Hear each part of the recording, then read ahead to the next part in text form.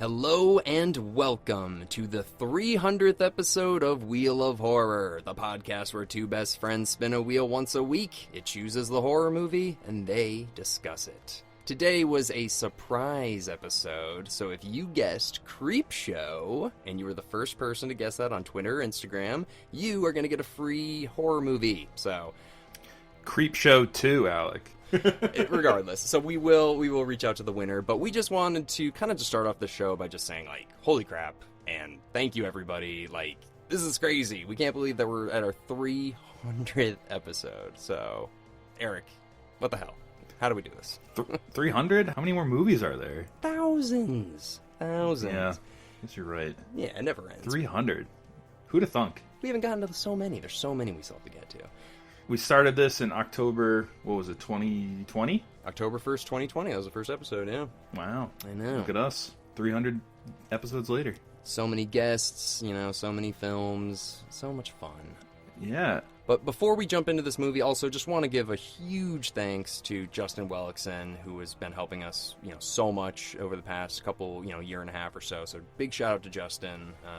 Don't want him to think we forgot about him. So Yeah, he's been in a good chunk of Fresh Film Friday episodes and other horror movie episodes too. So he's got a good chunk of those 300 episodes for sure.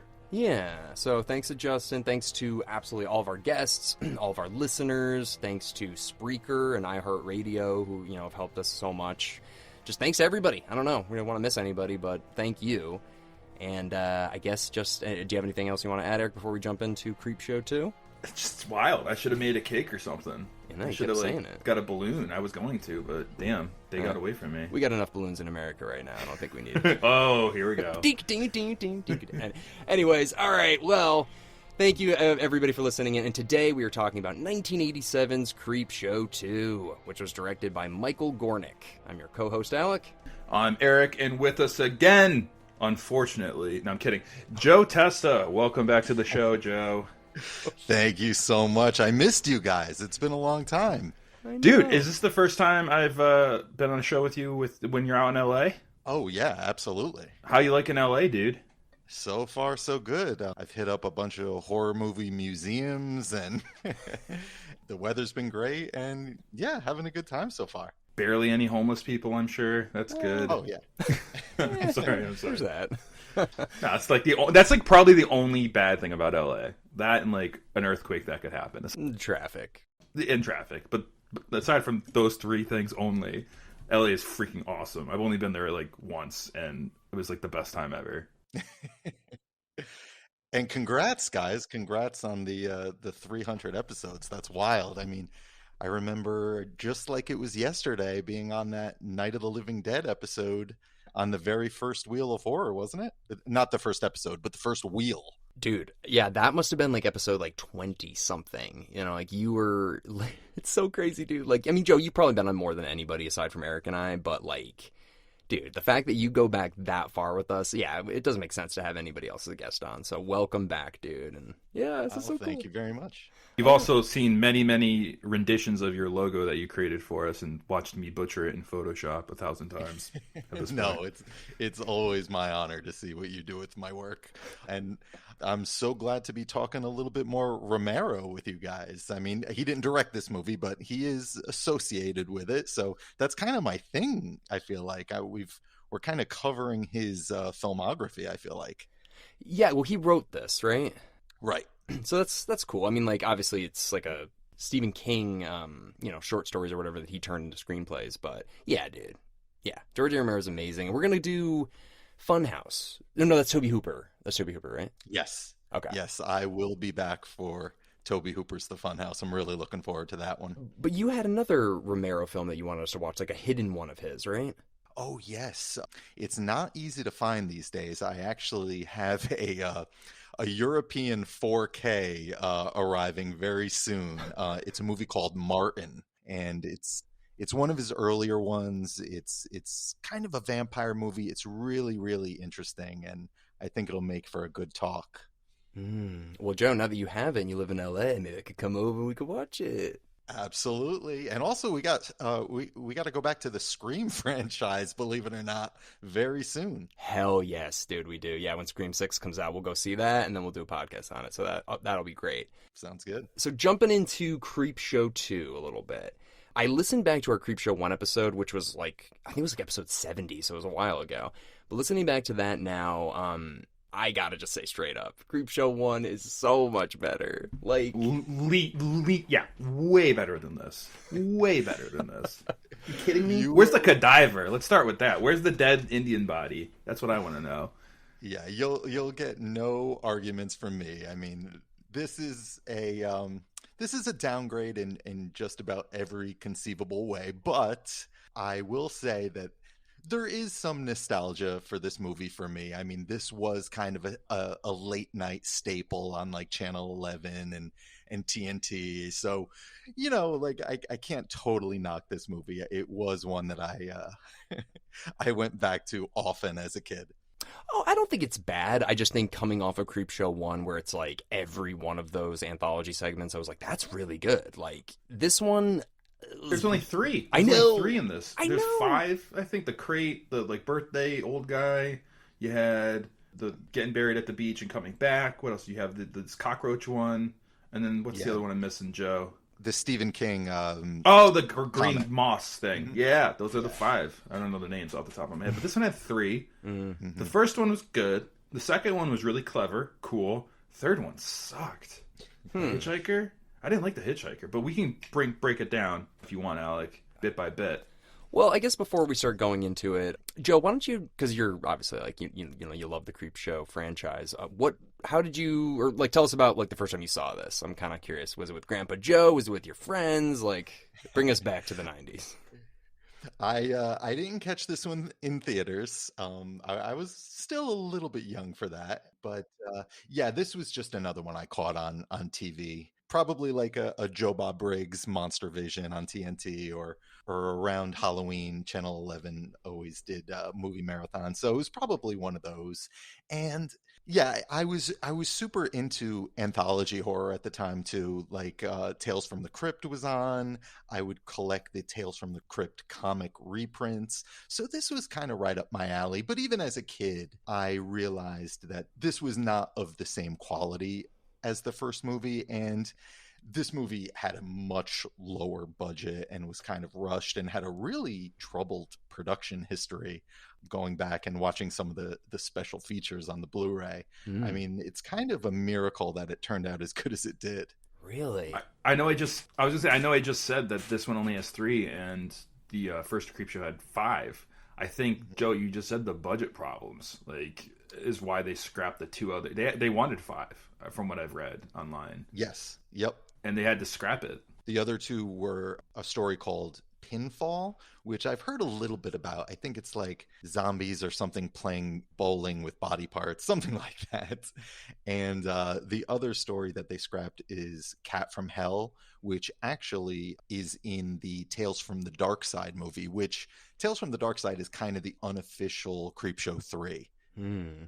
Cat from Hell and then Zombies Bowling. Those would be the 2 I would cut as well. Thinking about that out loud. Yeah. Well, I mean, this one's shorter too. I remember Creepshow 2 being like almost 2 hours, I think. So these segments were longer, or probably about the same length. But yeah, I don't know, none of them were that scary. The first one was fine, but I was like, I don't really get the point of this. I'll tell you this too. One of my other takeaways is like I'm watching this and I'm thinking it's a kid movie. You know, the whole up until the raft, they go in the water with the girls, right? Like smoking weed. It's like, oh, they're bringing drugs into this. I thought it was for kids. What? Like kids that watch like horror movies. Dude, kids aren't gonna watch that Wooden Chief one. He's like, get the fuck out of here, old man. With like a I know. I don't know why I was like, oh, this is like, and then all of a sudden, like the guy's like groping her, and there's like boobage and stuff, and you see it like in the next one too. I'm like, what is happening? I did not expect that was a wild card.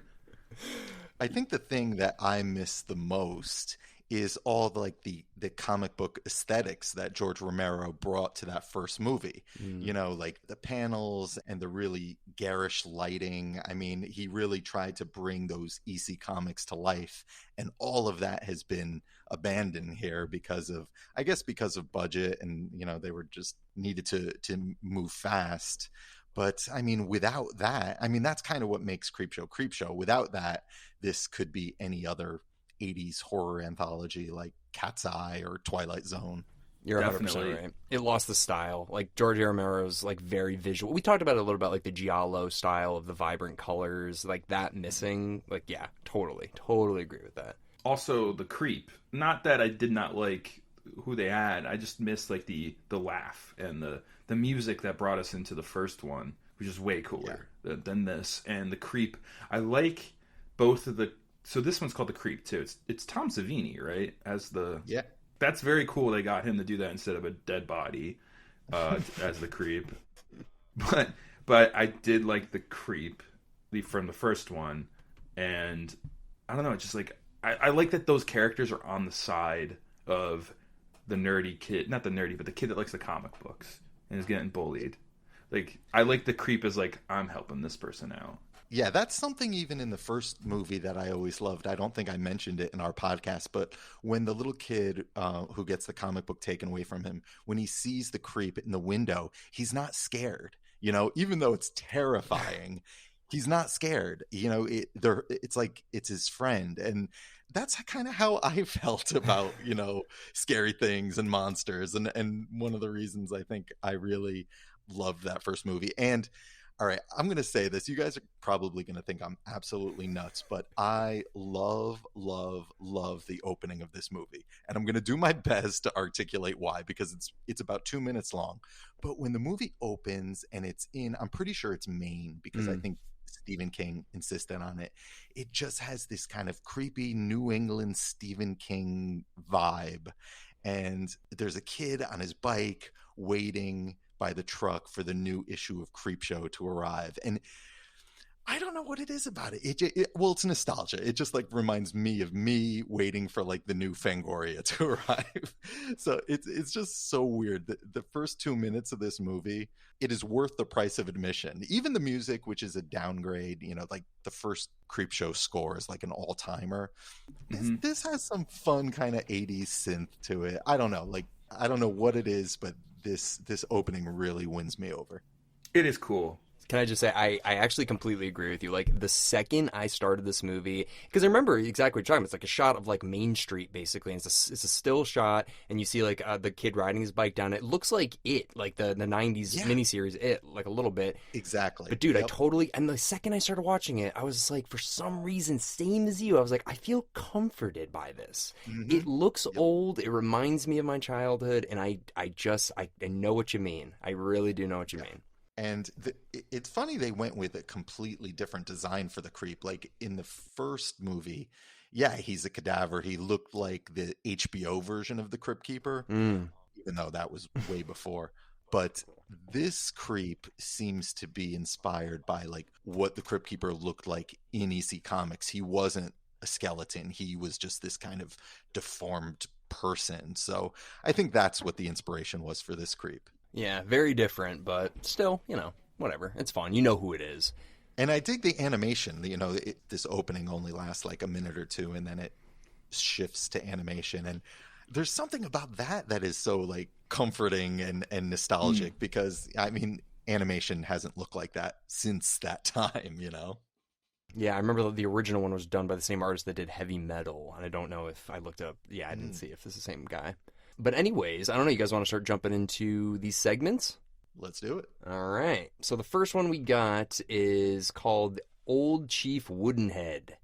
And I just got to say right off the bat, I've been watching... I know what you're going to say. Do you? All right, maybe you do. I've been watching so much Dallas, and George Kennedy is from Dallas. And I was like, dude, that's my man. Like, I was so excited. And, like, there's Carter McKay. He's here. Like, let's go. But anyways, if anybody likes Dallas, George Kennedy, the lead male from the first one, he's a huge part of Dallas. The store owner? Yeah. Is that what you thought I was going to say? No, I thought you were going to say, come on, Chief Woodenhead, really? Like, because it's a wood. I don't know. I just think that's such a terrible name for the statue. No, I just want to say the actor George Kennedy. I fucking love him. He's the man. He's so sick in Dallas, dude. Anyways, sorry. So No, good. He's another Naked Gun veteran too, because we had Leslie Nielsen in the first movie, and George Kennedy was in all those movies with Leslie Nielsen. that's right. I was trying to put that together, like, why this guy? And then there you go. That's why we have Joe on this podcast, dude. That's why we have him. Why don't we do this? Why don't each of us will give our description of this one? So, Eric, do you want to start with this one, and you can kind of explain what the story is? Do you want us to each tell the plot story? No, so like you'll tell this one, maybe I'll tell the next one, Joe can tell the third one. Yeah, I'll tell this one. So there's a store owner with his wife, and they own this store, and it used to be very good, and he has this fond memories of this store. It looks like kind of like a gas station, a quick stop, like trinkets, hardware store kind of thing. This town that the store is in is now dying. There's no one in this town. And he's like, well, we sent our daughter to college with this store. Like, he can't let it go. And he just has this feeling, we're going to hit prosperity one more time. Not a chief, but a rich Native American of some kind came by the store and pretty much hands him these jewels as a sign of prosperity is coming your way. And you need to hold on to these and guard these with your life. And I'll come back and it'll bring you good fortune. I don't know if it was like a debt owed kind of thing, but it felt like that. The tribe owed him, so they were like, hold this as our, hold this on as our we'll debt. pay you back. Yeah. Exactly. So it's like a way of him saying like, it's like having a poker chip, but you have to go back to the casino and to cash it out. And he has this amazing, like, ancient jewelry. Nightfall happens, and then real quick, bringing it back, there's a wooden statue outside the store that he takes really good care of, and he loves this wooden statue, Chief Woodenhead, and he's painting the war paint back on him. Anyway, cut to that night, that Native American rich chief that came by and gave him the jewels, I guess one of his nephews or relatives, is robbing the place with a couple thugs, and ultimately ends killing the wife and the store owner and stealing the jewelry and just destroying the store and also hurting the wooden head statue. They leave, they go home, they all go, back, and they're going to leave for LA and become big movie stars and this and that. Not so fast, because Chief Woodenhead kills them all one by one, ends up scalping the main relative, giving the jewelry back to the rich Native American. The rich Native American comes back to the store and sees the scalp of his nephew or whatever, and he knows now this Chief Woodenhead can rest in peace. The debt is paid, everything. Even though it's kind of sad because the owners are dead. They're still probably in the store, just dead on the flour bag still, right? Yeah, for sure. No one's been in there, so maybe call 911. I mean, I think they're definitely dead. Yeah, they're dead. Well, that sucks. I was hoping watching this. I was hoping that Chief Woodenhead would bring them back. Yeah, because that's sad. That's a sad way to go. This whole one is sad. It's like these are good people that are doing something for a community, and they end up still getting murdered. But revenge is taken by Chief Woodenhead, but still, it's like fuck. But it's not really creepy because you're totally rooting for Chief Woodenhead. Right. Yeah. It's just violent. That's all it is. Yeah. What about you, Joe? What did you think of this one? Yeah, I don't hate it, but I feel like the payoff doesn't justify this kind of long buildup. I don't think these characters are particularly fun to spend time with and to learn about. But I think the old Chief Woodenhead looks great. At least he did when I was a kid watching it on on an old television. I thought it was really impressive, Joe. I thought it was really impressive still today. Good. Yeah. I thought so too. So all that stuff is fun once he comes to life. But I will say something that me and my friends endlessly quoted was the criminal Native American who kills the couple. He has these Hollywood aspirations. He believes his beautiful long black hair is going to lead to fame and fortune in Hollywood, and I guess that's why they're robbing the store, so they can road trip out of there to Hollywood. Yeah. But he monologues endlessly about how beautiful his hair is and all that it's going to get him, and it was just something me and my friends always quoted growing up. He goes in the photo booth and takes photos of himself. He's just staring at himself I'm so good looking. I'm so good looking. Look how good looking I am. This actor, you probably know him. He's been in a ton of movies. Yeah. He's not Native American. He's wearing a wig and in a lot of makeup. But he's on the show Mindhunter. His name totally escapes me. But It's Holt McCallany. Yeah. He's in a bunch of David Fincher movies, but so he's done well for himself, even without the black hair. Dude, I was freaking out because I'm like, I know who this guy is, and I'm like, that guy is not Native American. I was like, there's no way. He is as Irish as they come, this guy, dude. Like, what the hell were they thinking? They had actual Native American people like in this movie, and then they're like, okay, let's make this guy white. We're just gonna make his face dark. We're gonna put a fucking wig on him. His name is Sam, like Moonfeather or something now. I'm like, what are they doing? Yeah, I mean, that wasn't a completely uncommon practice, unfortunately. Yeah, I'm looking it up. So this guy's name is Holt McCallany. It's like, geez, that's an Irish name or what? No, he's great in Mindhunter. He's an amazing actor. Yeah. But sure, but come on, yeah. No, but I'm he's just not looking like Native American. you have actual Native Americans in this movie. Why would you not just have every Native American character be played by a Native American person? It just makes no fucking sense. Like. Yeah. It is strange too, something watching this movie now. If you're going to have this vengeful Native American spirit, it's strange that he's avenging a white couple and killing an Indian guy. Well, you know why? You know why? Because he did guard the jewels with his life. Yeah, true. It's just I can imagine, and honestly, it works for me now. I like this story. But it is an odd choice, a choice that definitely wouldn't be made today. Yeah. Right. I honestly, Joe, I think this was the strongest out of the three. There was times when I'm like, it's a little long, but for me, it was like the strongest idea, and payoff was cool. Yeah, definitely. Once Old Chief Woodenhead wakes up, I really like this story. But there's one other story that, for me, definitely takes it.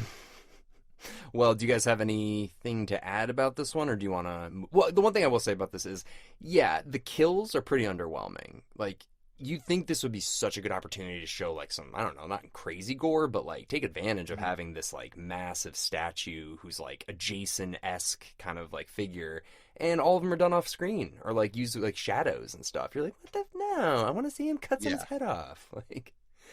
I agree. And they had some, it's funny, there was a lot of drama behind the scenes about the special effects. The original guy walked off the set, and they got the K and B guys in here to finish it off. And so I don't know if that had anything to do with it, but also I wouldn't be surprised if ratings were an issue back then. I feel like I bring that up every time we talk about an 80s horror movie. There were, lots of cuts made, but we don't even get to see the scalping of the main villain, Dude, it's so, we just hear a scream that goes on for like 50 seconds and then it's just like a piece of hair in his hand still. You're like, all right. Anyways, I don't know. So this is your favorite then, Eric? Yeah. We really should move on because we're already like 25 minutes into it. So I just wanted to give you that. All right. But before we move on to the next one, really quick, there was like an interlude of the kid on the bike getting a package of a Venus flytrap. And you're like, oh, what's this kid buying? And then it's kind of like a story within the stories, which is kind of cool to see too. I like that. Yeah, no. So that was the first interlude with the buying in the post office, but who wants to do the next, the what's the next one called? No swimming or the raft, right? Yeah. Joe, I can take it if you don't mind. Sure, go for it. Okay. So the second one is about a group of 4 young people, and they're driving to a lake, and they're all smoking weed and having a good time. They get to this beach. They see there's a raft out there. They're playing their rock and roll music. They've got their weed, keeping dry so it's not going to get all wet. They go out to the raft. But then as they're going out there, they see this, like, perfectly weird oil spill kind of thing. But it doesn't look like an oil spill. It looks like black goop and all this weird shit. They pay it no mind until one of the girls drops in and gets her entire face melted off. And then slowly we learn that the kids are trapped on the raft as this, like, whatever the hell it is basically just sitting there waiting for them to get in the water so it can mutilate them. And we can get into it, but that's pretty much the log line, right? Yeah. That sounds about right. But then it ends with the kid, like, seeing there's 2 left on the raft. The girl gets hit by the muck, whatever it is, and he takes a run for it and swims back to shore. He gets back to shore and sucks to suck because this thing just totally just got off the shore and got him anyway.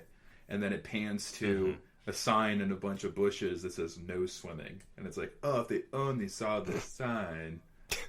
Why is there a raft out there? Who the fuck? Well, put the other raft thing out you there missed, then? it gets cold too. It's like end of September, October, so they're going out in this water like trying to do like one last like boys of summer move, and like no one else is there, which I guess is a popular spot when it's warm, but that's why all the girls are like, I'm freaking freezing, like. Yeah, in mid-October for college students go to Cascade Beach. Yeah. Personally, I think this one was my favorite. Second favorite for me. Yeah, I'm right there with you, Alec. Yeah, I'm actually a big fan of this segment. I feel like this segment maybe I prefer to certain segments in the first movie. Whoa, holy crap. You know, I like it, but the thing is, there's absolutely no explanation at all. Is this an alien? Is this like a military creature that escaped? We don't know anything about this. Is it something that evolved? Like, yeah, I think that's why it's cool is we don't know. It's just something that's in the water. Yeah, I just love the premise of it. It's such a Stephen King premise, and I think this short story is in his book Skeleton Crew, if I'm not mistaken. And it's essentially Cujo, right? It's people stranded in the middle of nowhere, and if they try and escape, there's a monster that's going to eat them. You know, I thought like Jaws too when I was Yeah. watching it. You know, when they get stuck on the pretty much rafts with their boats, Right. Yeah. and Jaws is out there and they can't leave. And you said the word comforting, and I think that's such a perfect word for this movie, for me at least, because when it starts off, it just reminds me of like a 80s slasher Friday the 13th movie. You know, a bunch of kids going to a lake, and there's a twist on it. Instead of a slasher, it's this blob monster. Yeah, and there's the jock, and then there's like the kind of nerdy but smart kid who actually like points out like that shit ain't normal in the water. Like, Yeah. Two other things real quick. I thought that the ring would come in play. There's a scene where like the jock is getting pulled under and his ring kind of pops off, which is a great shot of the ring, like its finger sliding out of the ring. I thought he would take the ring and like use it as a distraction, like throw it in the water, and the thing would like go after the ring for a second because it feels something in the water, and then they would try to go for the land. But the ring never had a thing. But the other thing is the groping. Like day 2, they're probably freezing to death. And she's sleeping. She's literally saying no, like a lot. You hear like no, and he's like, we're gonna die. Like, Oh God. it's pretty bad. It's is pretty bad. Such a strange turn this this segment takes right at the end, and the only explanation I could think of is most Creepshow segments and most EC comic stories in general, the people usually do something to deserve their fate. You know, and if he didn't turn into a rapist at the end of the segment, you know, he wouldn't really deserve what happened to him. So that's really the only thing I could think of. And I was actually watching the behind the scenes supplemental materials on this, and the producers demanded nudity somewhere in this movie. So, Dude, out of nowhere. Like I said at the start of this, like I thought this was like a PG-13 thing. And then, yeah, Alec, you mentioned the swearing, the shooting. But then this happened. I was like, what? Where? This is out of nowhere. this segment was apparently a nightmare to shoot, and the lead actor actually got hypothermia shooting it. Oh my God. I was going to say, it actually looked cold. It did not look warm. It looked like a cold thing. Yeah. They were all freezing. The water was like 50 degrees. That's probably why they kept their shirts on during the scene, too, because it was freaking cold. Well, I was going to say, this is like, I feel like we could have made this. Like, you just need a raft and, like, some cameras, because, like, I mean, whatever the blob thing is, I mean, it looks just kind of like a tarp with some shit all over it. It's the special effects, Alec, that make it good, because that's hard to do with the special effects. No, I totally agree. I'm kidding. Obviously, I couldn't make this, but, like, I'm it looking at it. It does look like a trash bag with, like, shit on top of it. Yeah. It doesn't look like much. Yeah. Yeah. I mean, there are some things that I'm like, okay, it's pretty cool. But for the most part, I was like, this one seemed pretty straightforward. This one felt like it really could have just been like an Are You Afraid of the Dark episode without like the, molest thing at the end. Yeah, definitely. I did have a question though. Was their car blasting the music the whole time? That battery would be so dead. You think it would be? I feel like it would probably run. After a day. Yeah, Sitting. but like I wanted to know if they had a cassette playing and it just kept going, and they're like, I fucking hate this song now, like sort of thing. I want to see that scene. Yeah. I don't know why they left the car I on. didn't get that. Anyways, do you guys have any last minute thoughts on this one? Love Good. it. It's good. Yeah. It's cool. Probably my favorite, yeah. All right, and then the second interlude is the same kid who gets the comic in the beginning. He's getting chased by a bunch of bullies, and he's got his Venus flytrap bulb that gets like crushed, I think. And then we move into the hitchhiker. And Joe, do you want to give us a little explanation on that one? Sure. Well, in a nutshell, it's about a woman of privilege, a married woman who is having a good time with her gigolo. And I'm not sure how much she pays him, but there is a money transaction. And she leaves his apartment. On her way home, she thinks about the excuses she's going to tell her husband. And she runs over a hitchhiker and leaves him for dead. And later on, down the road, the hitchhiker appears and keeps appearing. And hilarity ensues as she runs him over again and again until he's not much more than a bloody skeleton. And eventually she gets home and he appears in her garage and finishes her off. What does he keep saying? Like, thanks for the ride, lady. Yes, thanks for the ride, lady. You won't be sick of that by the end of this Waka movie. waka. Thanks for the ride. Like, it's a little crazy. Yeah, this one was rough. I didn't hate it, but there's no fucking point. Like the beginning part you were just talking about, Joe, with like that affair stuff, that means nothing basically, right? That just basically shows that she's late to get back to her husband. She could have they could have just started the scene there. Like, I'm running late to see my husband. Like, Also, why do we need the whole nudity in affair that thing? scene too? Which I'm like, wow, that was not needed, but okay, we got more nudity. That was crazy. No complaints. And again, I think you need to set up that these are reprehensible people. It's just like the EC Comics tradition.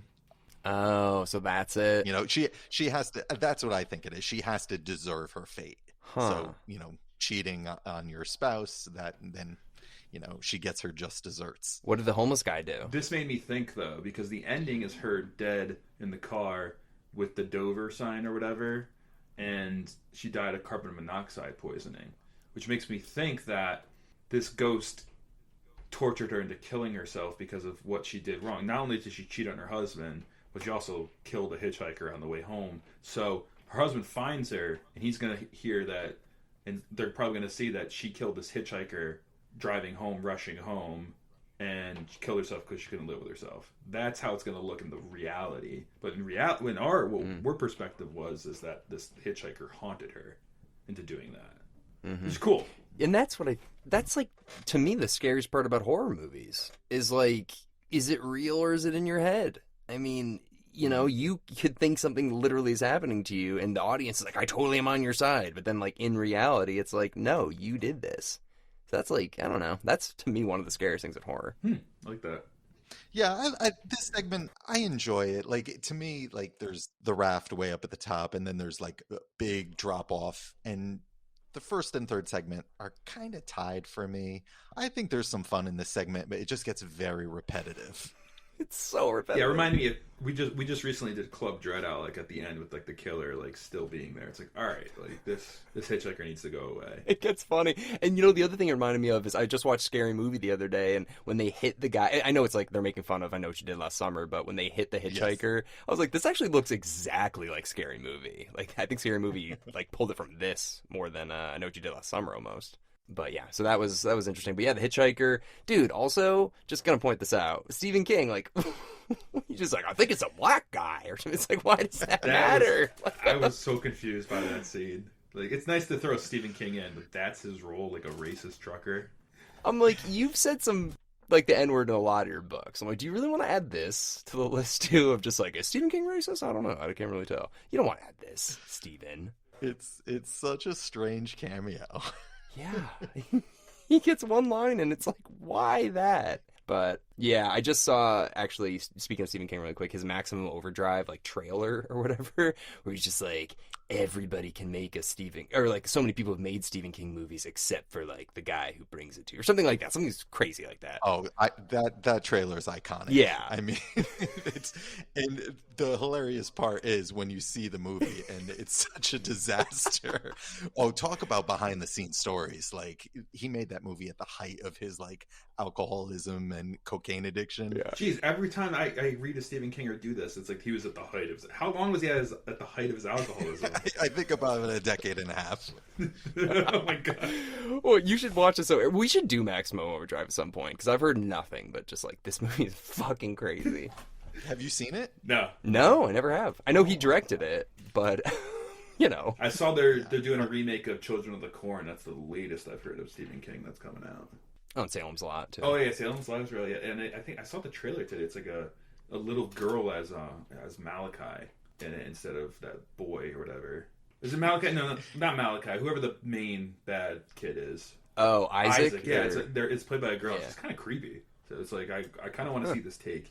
The Hitchhiker is so memorable. We started talking about Children of the Corn. Yeah. Sorry. Oh, so anyway, interlude 3. What happens? So the kid gets away on the bike. The creep is like, "Oh, don't worry, Billy knows his way around town," and he lures the bullies into a parking lot where he's already planted a bunch of those meat-eating Venus flytraps that are gigantic, and they take out the bullies. And then it ends with the creep like handing out newspaper in the middle of nowhere. You know, he's in the street. He's just throwing newspapers out. It's like, dude, there's no one here to pick up these newspapers. I don't know. I found that funny. Yeah, I really enjoy all the animated stuff, though. Like, it just has that kind of classic hand-drawn animation look. Late 80s feel, yeah. Yeah. You just never see that anymore. I just really, really enjoy that. I will say, though, the kids were jacked for, like, bullies, and the voices were, like, really high, too. I was like, I don't know, just noticed, I was like, that kid is fat, but he is fucking jacked. One thing that stood out to me. Yeah, I'd say that. So a couple things before we wrap up here. You know, I will say, though, even though they made a Creepshow 3 and it has absolutely nothing to do with this, you know, it made $14 million on a $3 million budget. Like, that's not terrible. Joe, was Creepshow 1 very successful? I bet it was. It did decent business. I think it made like 20-something million, which is good. You know, it was a low-budget movie, but it was released by Warner Brothers, and I don't think they were that impressed with the return. Yep. Looking up now, its budget, Creepshow 1, $8 million, made $21 million, so it made its money. So this, I think, is a quick cash grab. This budget, not $8 million, $3.5 million, and it made $14 million. So it made like it's pretty good. 3-4 times instead of 2 times its money. So this was a cash grab movie for sure. Yeah, good though. I mean, good. I never bothered with the Creepshow 3 movie that came out. It's one of those in name only sequels. But like I said before, Tales from the Dark Side is kind of the closest thing to a Creepshow 3 we got. There was some involvement from Stephen King and George Romero. And there's also another kind of more obscure George Romero anthology movie called Two Evil Eyes. It's a double feature he did with Dario Argento. And George Romero's segment is very Creepshow. So if you can't get enough Creepshow, I would definitely recommend Tales from the Dark Side and maybe Two Evil Eyes. It's worth checking out. All right. How about this? I think so you're saying skip Creepshow 3. Just don't do it. Well, look, I've never seen it, and from everything I've heard, it should be avoided. Joe, maybe it's time. 2000. It came out in 2006. 2006. No, yeah. no, I'm telling you guys, watch The Shutter Show. I've watched most of the second season. It's actually very good. There's one with Justin Long. Joe, I think you would love it. Have you seen that one? No, I watched it based on your recommendation. I think probably when we reviewed the first Creepshow, you told me about this, and I did watch that episode plus a bunch of other episodes. And yeah, it's really cool. I did enjoy most of the episodes I watched. It's obviously made with a lot of love. You know what I bump up against in some of these kind of revivals is just like when you take something like Creepshow and especially like Evil Dead, which is so grindhouse, and you make these new TV shows, and they're very like they have this kind of atmosphere sucking digital video look to them. I just find that I mean, that's probably a nerdy thing to get upset about, but it's something I bumped up against in Ash versus Evil Dead, even though I really like that, and it's something I just kind of bump up against with the Creepshow TV show. It's just this very digital modern aesthetic, but yes, there are a lot of very cool episodes. It's a problem that all those remakes in the 2000s had. It's like the Texas Chainsaw Massacre is not going to work with a $30 million budget. It just doesn't work. So, I don't know. Anyways, do you guys have any last minute thoughts on Creepshow 2 before we wrap up here? What a 300th episode. That's all I'm going to say. We picked the best. It's a sequel. Creepshow was one of my favorite recordings we did, Joe, when we talked about Creepshow. That was my first time watching that, too. I love Creepshow now. Yeah.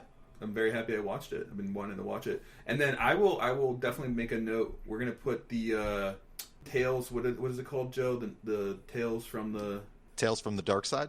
That's going to be on the next wheel for sure. We're going to put that on, I think. Cool. Let's do it. Well, thanks so much for having me back, guys. I mean, it's been a minute. And I don't plan on being a stranger for so long again, if you don't mind having me. Oh, you're moving to LA. You got a lot going on, dude. So all good. Yeah, and yeah, congrats on the show. That's so sick. Hey, congrats to you too, Joe. You're as much a part of this as we are at this point. I appreciate it. Yeah, dude. Seriously, yeah, Joe. Like Jesus, you're such a unbelievably amazing guest, dude. You know so much. You bring so much to the show. So yeah, dude. And now you live 20 minutes from me. This is so cool. I love this. Absolutely. We got to get both Dom and Joe on for an episode, all four of us, because Dom is he's probably hearing this episode like, oh, so Joe's the best guest? Joe's been on the most episodes, and Dom's going to call us tomorrow like, hey, we're doing this Stephen King movie next, and this, and it's just funny how there's a secret competitiveness to being the number one guest / most episodes. Didn't you, Dom, and I, Joe, we all did an episode together because he was like, Joe, you're like a celebrity in my house. You did already? I must not have been there. Okay. I think it was Salem's Lot. I think you're right. Because, yeah, you were filling in right after Summer was born, Eric, so Joe was filling in for you, and I think Dom, yeah, because Dom was freaking out. He's like, I can't believe I'm talking to Joe.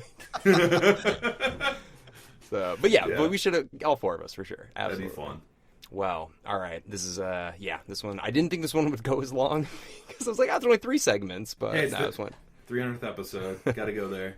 Well, Eric, you got to spin that wheel, baby. All right. Well, it looks like I gotta spin the wheel. Spinning.